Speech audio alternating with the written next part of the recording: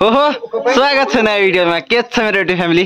अनि आज दसैँको दिन सबै कुरा त तयारी भइसकेको छ। अब टाइम हुन लाग्छ 11:53। हामी त्यसैको पर्खाइमा छौँ। बाँकी सबैजना रेडी भइसकेका छन् अनि बहिनी एकदम राम्रो भएर आइसकेका छन्। ओके, अनि अब तपाईँहरूले पनि मान्नुभयो होला, भिडियो पुरा हेर्नु होला। आज अब दसैँ ट्याक्क राम्रोसँग मनाएर चाहिँ मामा घर पनि जाने विचार गरेका छौँ। आज अलि पानी आएको कारणले गर्दा अलि भएको थियो भनौँ, बिहान अलि त्यति खास गर्न पाइएन। बाँकी अब पछाडि हेर्नुहोस्, सबैजना ट्याक्क रेडी भएर बसिसकेका छन्। अब आज भिडियो रमाइलो हुनेछ। ओके, हेर्दै गर्नु होला। अब हाम्रो सानो परिवारको दसैँ सुरु हुन लागिसकेको छ। टाइम 4 मिनट बाँकी छ अरे। यता अनि सम्पूर्ण व्यक्तिहरू चाहिँ आइसक्नु भएको छ। पानीले गर्दा यहाँ हिलो भएर चाहिँ अलिक गाह्रो भइरहेछ। अब यता सुरु भइसकेको छ। बाँकी यता सबैजना लगाइरहनु भएको छ भनौँ।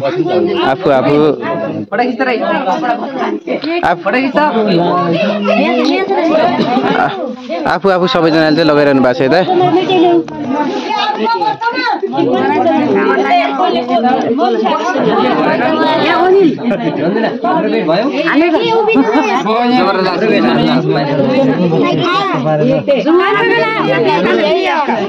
बाइक गाइज यता सबैजनाहरू चाहिँ यता लगाउने काम भइरहेछ। जम्मा लगाउने मान्छे धेरै छन्, त्यस कारणले पनि यहाँ धेरै भइरहेछ भनौँ।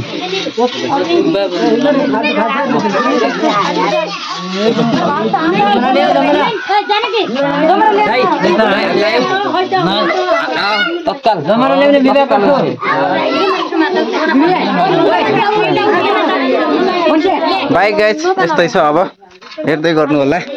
अनि यता एउटा पनि पालो भइएको छैन जस्तो छ। यता सबैजनाहरू चाहिँ लगाइरहनु भएको छ भनौँ। ओके, हामीले अब सबैले टिका जमरा लगाइसक्यौँ। बाँकी हाम्रो पुरै फ्यामिली पछाडि छ। ओके, तपाईँहरूले पनि बनाउनु भयो होला, हामीले पनि बनाइसक्यौँ। अब हाम्रो यतातिर भ्याइसक्यो भनौँ। अब टाढा टाढा जानु बाँकी छ। अब जान्छौँ हामी टाढा टाढा। बाँकी दसैँ रमाइलो भयो। तपाईँहरू कस्तो भयो? यता चाहिँ हाम्रा सबै फ्यामिलीहरू यति नै आज जम्मा छौँ भनौँ। ओके, यहाँ हाम्रो परिवार यति ठुलो छ कि अझै भ्याएको छैन। बाँकी सबैजना अझै लगाउँदैछन्। अब चाहिँ यता मामा घरतिर जानु पर्यो भन्ने चाहिँ भइरहेछ। बाँकी पानी परिरहेछ। अब यहाँ दसैँ पनि यस्तै नै, अब पानीमा भइरहेछ। सबै अब लगाइरहेछन्। अझै नि मान्छे बाँकी छन्, अझै धेरै मान्छे छन्। हाम्रो परिवार धेरै ठुलो भएकाले लगाइरहेछन् भनौँ, लगाइरहेछन्। अब म चाहिँ मामा घरतिर जान्छु होला। म मामा घरतिर लाग्छु। अब अरू अब सबैजनाको फोटो सेसन चलिरहेछ। बाँकी म लागि अब मामा घरतिर। अनि उता सबैजना छन्। ओके, अब म गएँ त मामा घरतिर। अब कतिखेर पुगिन्छ हेरौँ।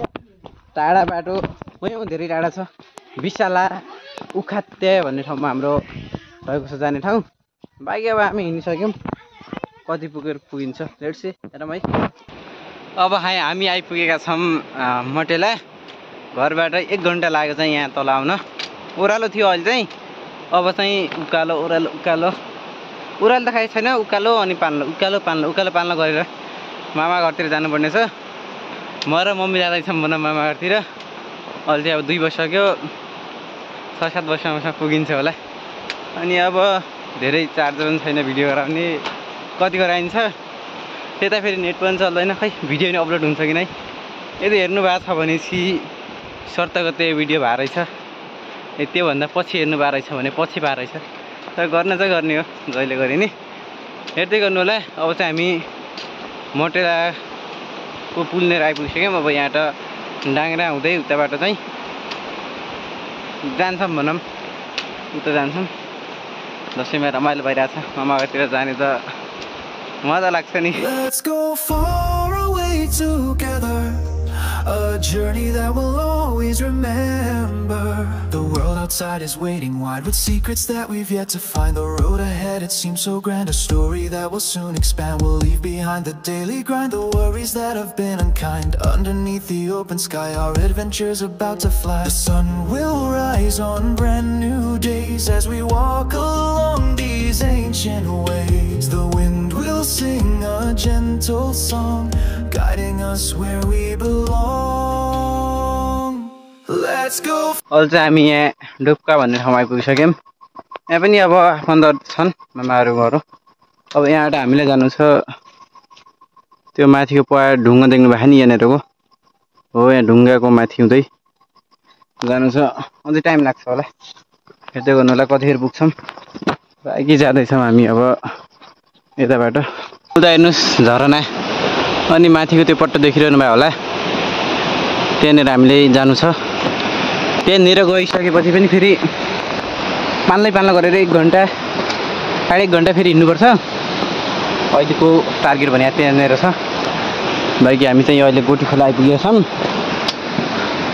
4:30 बजिसक्यो 1 बजे घरबाट हिँडेको थियौँ लगातार 4 घन्टाको यात्रा भइरहेछ हिँडेको 6-7 बजीसम्म पुगिन्छ होला भन्ने लाग्छ के अरे पानी परेन भने फेरि पानी पर्ला जस्तो पनि छ अझै पुरै अब उकालो छ पानी पर्न लाग्छ फेरि चार्ज पनि छैन कहाँसम्म गर्छ फेरि रात पऱ्यो भने चाहिँ गाह्रो हुने हो अनि मम्मी गइरहनु भएको छ यो चाहिँ गोठीगाडा विशालाको तल खोला त्यस पछाडि चाहिँ माथि उकालै छ कि पुरै न उकालै गइसकेपछि अनि बल्ल हुन्छ अब मामा घरतिरबाट पानी आइरहेको छ माथि उताको त्यो कोचो देखिरहनु भएको छ त्यतै छ त्यतापट्टि पानी आइरहेको छ अब कहाँ भेटाउँछ चाहिँ हामी अलि नजिक आइपुग्यौँ भनौँ अहिले पानी परेर अब पुरै नै गइसकेको छ बाइकै अघि देखाएको ढुङ्गा भने चाहिँ यो तल यहाँनिरको ढुङ्गा हो हामी त्यो ढुङ्गाभन्दा माथि आइसक्यौँ अब यहाँ माथितिर हेपो अनि उयो यहाँनिर चाहिँ मेरो एउटा घर त देखेँ होइन साथीको घर छ लोकनले भिडियो हेरिरहेछन् भने तिमीलाई थाहा होला तिम्रो घर छ अनि अब यताबाट ट्याक्क मामा जान जाई हिँडिरहेछौँ भनौँ अहिले चाहिँ अब 6 बज्न लाग्यो कति बजे पुगिन्छ अब 7 बज्छ या 7:30 हुन्छ धेरै टाइम लाग्यो 1 बजे हिँडेको थियौँ घरबाट 7:30 हुन लाग्यो ए 6 बज्न लागिसक्यो 7:30 बजेतिर पुगिन्छ होला अब पुगिन्छ कि अब यता धेरै टाइम लाग्छ बाटोमा लगाउँदै जाँदा अलिक ढिलो भयो है अब अहिले पानी परेर अलि धेउ भइरहेको यस्तै छ भनौँ अब पानी परिरहेछ घरबाट 1 बजे हिँडेको मान्छे देख्नुभयो पुरै रात परिरहेछ अनि अहिले चाहिँ हामी अब पुग्न लाग्छौँ भनौँ केही समयको अब लगभग 10 मिनट जति लाग्ला अहिले चाहिँ 7 बज्न लागिसक्यो अनि अँध्यारोमा अगाडि केही देखिया पनि छैन केही पनि छैन यता पुरै शरीर भिजेर पानी खतरा आइरहेछ कि अनि पानी खतरा आएकाले केही पनि हेर्न पाइएको छैन छाता पनि चुहिसक्यो छाता चुहिएर जुत्ता भिजेर ब्याग भिजेर कपडा भिजेर पुरै दसैँ खतरा भइरहेछ गाइस यस्तो दसैँ त कसैको पनि भयो होला होइन के पुरै मामा गर्दाखेरि यस्तरी भिजेर राति पुग्नु भनेको नि खतरा कुरा हो बाइक अब पुग्न लाग्छौँ तर तपाईँले केही देख्नुहुन्न कि एकदम हुस लागेछ अनि फेरि यस्तो गऱ्यो भने अनुहार देखिन्छ यस्तो गऱ्यो भने फेरि अगाडि बाटो देखिन्न त्यही भएर यस्तो गरेर बोल्नु पऱ्यो हे अनि यस्तो गऱ्यो भने आँखामा लाइट लाग्छ लाइट लाग्यो भने अगाडि केही देखिन्न के त्यही भएर लाइट जलाउँदै बोल्नु परेको छ गाइस अब केही समयमा हामी पुग्छौँ अझै छ टाइम भनौँ पुग्नु बाँकी टाइम छ यो नै कि अर्को टाइम भने फेरि भन्दा जानलाई टाइम छ भने होइन कि अब हामी केही समयमा पुग्छौँ कति टाइम लाग्छ भन्ने त अब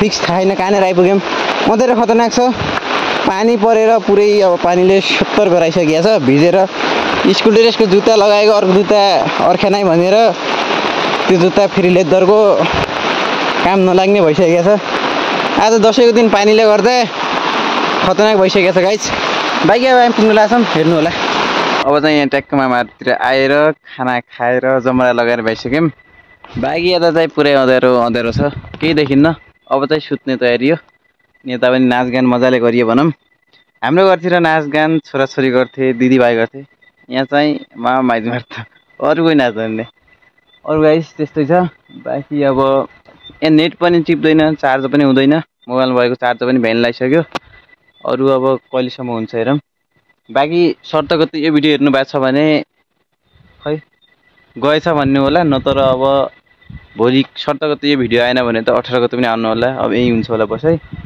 बाइक अब कहिले हुन्छ हेर्दैको छौँ। ओके आजको लागि यति नै। मामा गर्थ्यो दसैँमा आयो राति हुने यस्तै चाहिँ नेट पनि चल्दैन अनि केही हुन्न भनौँ न। यहाँ चार्ज पनि हुन्न। चाहिँ यहाँ पुरै अँध्यारो छ। अब 9 बजिसक्यो अब सुत्नु पर्यो। That's for today. Okay Dashain राम्रो भयो होला आयो सबैजनाको हाम्रो पनि राम्रो भएको छ। बाँकी नेक्स्ट भिडियो मिल्नेछौँ। तपाईँसँगलाई बिदा। Okay bye. जय नेपाल। Good night guys.